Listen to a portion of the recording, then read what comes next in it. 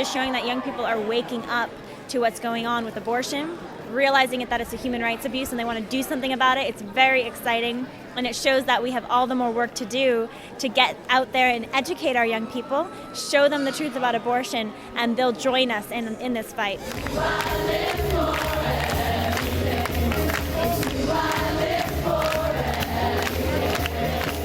People can look at me and say, oh, geez, poor Melissa. You know what? Her parents tried to abort her, and now she's had to live with that all her life. Not a big deal. Not a big deal. I can deal with that.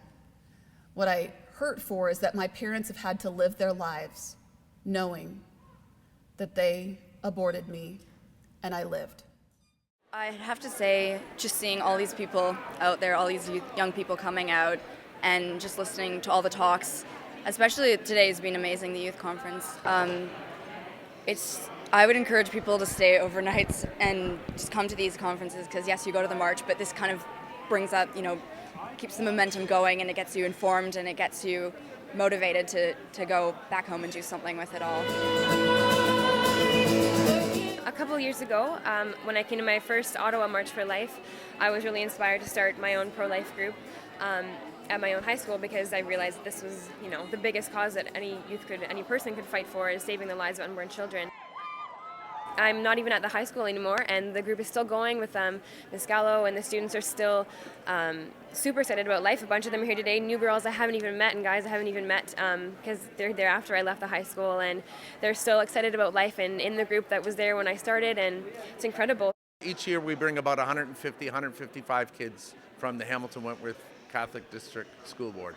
The students, year after year, tell us, this has been a life-changing experience for me. They go back to the schools, and it's not really what they tell us, but it's what they tell their peers, their friends. The words that come to mind are just the words of our beloved Pope John Paul II, who's now venerable, and his first words was, "Do not be afraid." And I think that's so important. He said to us, do not be afraid to go out onto the streets and to public places like the first apostles. Kids want to do something, so they're learning all the time, which is great, and they're respectful and listen, but they want to do something. So to march is so important. Just that physical element of walking together, processing, chanting, singing, and just showing their country and other young people that they really want to change the way things are in Canada. And if you ever get discouraged, think about the power of saving one life. And that even if your whole life of activism and educational work and pro-life work saved just one life, and I think it will save thousands, because our combined efforts will end abortion, I believe, in my lifetime. But just imagine you only saved one life.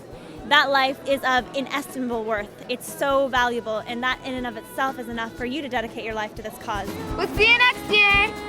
March for Life!